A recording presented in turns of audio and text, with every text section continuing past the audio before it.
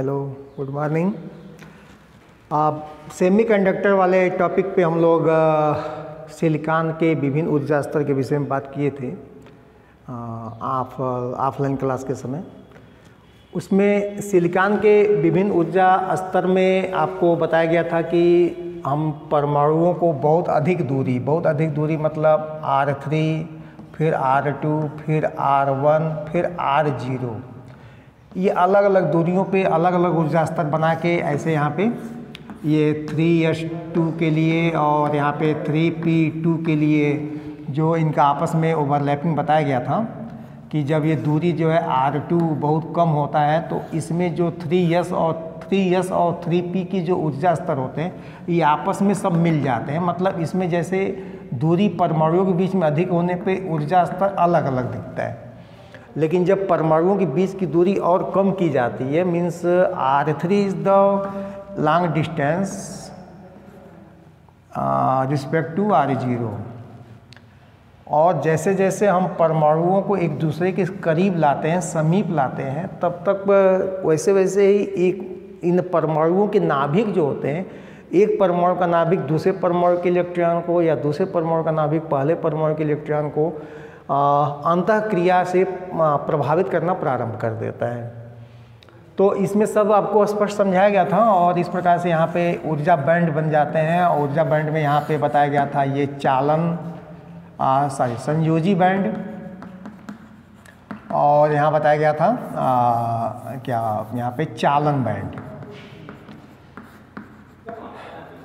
Band, और बीच में जो है निषिद्ध बैंड एक होता है। निषिद्ध बैंड मतलब इसमें निषिद्ध बैंड मतलब इसमें ये एनर्जी गैप है, मतलब ये इसमें कोई इलेक्ट्रॉन नहीं होते हैं। तो इस चालन बैंड, संयोजी बैंड और निषिद्ध बैंड के आधार पे हम लोग क्या करते हैं कि पदार्थों का वर्गीकरण करते हैं। जैसे कुचालक पदार्थ क्या होते हैं? तो कुचालक पदार्थ इंसुलेटर या नॉन कंडक्टर। तो सामान्य परिभाषा जो कुचालक पदार्थ की हम लोगों के दिमाग में या हम लोग जो जानते हैं वो ये है कि जिन पदार्थों से के विद्युत धारा या उसमें ऊष्मा का प्रवाह नहीं होता है उसे हम लोग कुचालक कहते हैं। लेकिन इस ऊर्जा बैंड के आधार पर कुचालक पदार्थ की परिभाषा क्या होगी? एकदम बोर्ड का प्रश्न है, हमेशा पूछा जाता है यह प्रश्न किसी न किसी रूप में, और ये इम्पॉर्टेंट टॉपिक है परीक्षा के भी दृष्टिकोण से, सामान्य ज्ञान विज्ञान के लिए भी। ऊर्जा बैंड के आधार पे कुचालक पदार्थ किसे कहते हैं? तो ऊर्जा बैंड के आधार पे कुचालक पदार्थ बताने के लिए हम लोगों को चाहिए यहाँ पे संयोजी बैंड, और फिर यहाँ चाहिए हम लोगों को चालन बैंड। ये हो गया चालन बैंड।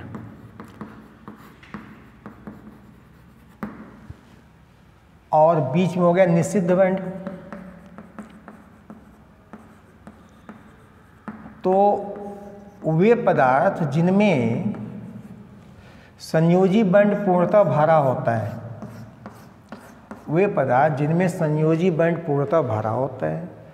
चालन बैंड पूर्णतः खाली होता है। संयोजी बैंड पूर्णतः भरा होता है, चालन बैंड पूर्णतः खाली होता है, तथा निषिद्ध बैंड की चौड़ाई अधिक होती है। निषिद्ध बैंड की चौड़ाई इतनी अधिक होती है कि इस चौड़ाई की वजह से यहाँ जो एनर्जी गैप होता है इन दोनों बैंड के बीच में वह more than 3 electron volt, 3 electron volt, कम से कम 3 इलेक्ट्रॉन वोल्ट से अधिक एनर्जी गैप होता है चालन बैंड और संयोजी बैंड के बीच में। तो ऐसे पदार्थ को हम लोग कहते हैं कुचालक।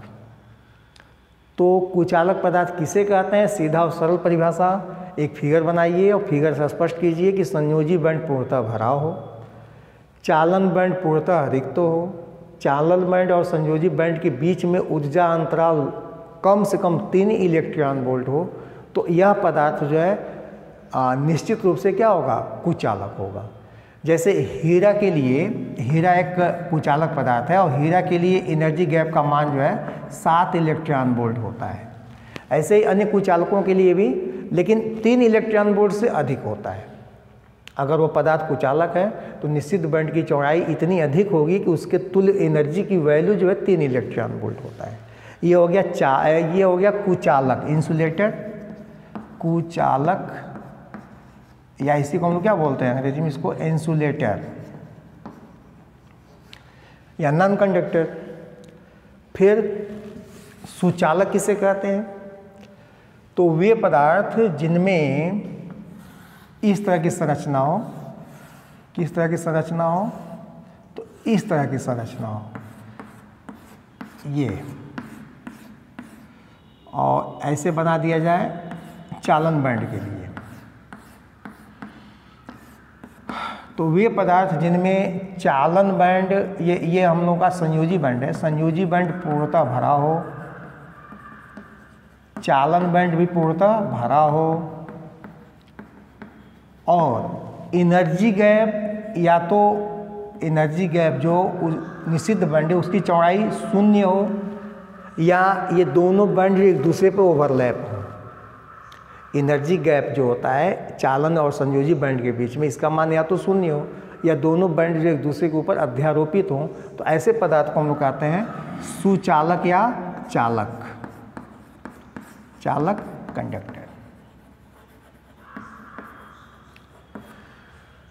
तो एक अंतर देखने को ये मिल रहा है कि एनर्जी गैप कुचालक में होता है और बहुत अधिक होता है, सुचालक में एनर्जी गैप होगा भी तो बहुत कम होगा। बहुत कम होगा मतलब लेस देन 0.5 से भी कम होगा, अगर वह पदार्थ सब्सटेंस चालक है तो।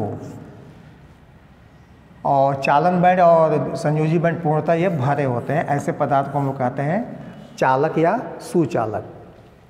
और एक तीसरा पदार्थ भी होता है जिसको कि हम लोग अर्धचालक कहते हैं। अर्धचालक की स्थिति में क्या होता है उसको भी समझ लिया जाए। अर्धचालक की स्थिति में ये स्थिति बनता है, ये तो ये इसमें संयोजी बैंड पूर्णतः भरा होता है और चालन बैंड जो है आंशिक रूप से भरा होता है। संयोजी बैंड भरा होता है और ये चालन बैंड जो है ये आंशिक रूप से भरा होता है, और बीच में जो ये एनर्जी गैप होता है निषिद्ध बैंड, इसकी चौड़ाई बहुत कम होती है। बहुत कम होती है मतलब Eg की वैल्यू जो है नियर अबाउट 1 इलेक्ट्रॉन वोल्ट होता है। 1 इलेक्ट्रॉन वोल्ट मतलब इससे थोड़ा सा कम या इससे थोड़ा सा अधिक। जैसे सिलिकॉन के लिए सिलिकॉन का Eg का जो मान होता है वह 0.75 इलेक्ट्रॉन वोल्ट, और जर्मेनियम के लिए यही Eg की जो वैल्यू होती है 1.12 इलेक्ट्रॉन वोल्ट होता है, ये सिलिकॉन और जर्मेनियम के लिए। तो ये ऐसे पदार्थ हम लोग कहते हैं अर्धचालक, सेमीकंडक्टर, अर्धचालक। तो ऐसे पदार्थ जिनमें संयोजी बैंड पूर्णतः भरा हो, चालन बैंड आंशिक रूप से भरा हो, जो एनर्जी गैप है निषिद्ध बैंड उसकी चौड़ाई बहुत कम हो, तो ऐसे पदार्थ को हम लोग कहते हैं अर्धचालक। ऐसे पदार्थ का ताप जब कम किया जाता है तो चालन बैंड में जो इलेक्ट्रॉन होते हैं वे इलेक्ट्रॉन भी चालन बैंड से निकलकर संयोजी बैंड में आ जाते हैं और चालन बैंड पूर्णतः रिक्त हो जाता है। और चालन बैंड जैसे रिक्त होगा तो यह सेमीकंडक्टर कन्वर्ट हो जाता है कुचालक पदार्थ में। इसीलिए कहा जाता है कि कुचालक पदार्थ निम्न ताप पर अर्धचालक पदार्थ निम्न ताप पर वैद्युत के कुचालक होते हैं, और ताप बढ़ाने पर इनकी विद्युत चालकता जो है क्या होती है, बढ़ती है। तो ये है अर्धचालक। तो ये बहुत इंपॉर्टेंट टॉपिक है। और किस प्रकार का टॉपिक है ये, तो ऊर्जा बैंड के आधार पर पदार्थों का वर्गीकरण, कंडक्टर, इंसुलेटर और सेमीकंडक्टर, कुचालक पदार्थ, चालक पदार्थ और अर्धचालक पदार्थ। इन तीनों का अच्छे से नोट्स बनाइए। इसके बाद से जो है अर्धचालक के प्रकार हम लोग पढ़ेंगे। अर्धचालक दो प्रकार के होते हैं, निज अर्धचालक और बाह्य अर्धचालक। तो अगले वीडियो से हम लोगों का सेमीकंडक्टर वाला टॉपिक जो है अच्छे से आगे बढ़ेगा। आज क्लासिफिकेशन तक बस रखा जाए।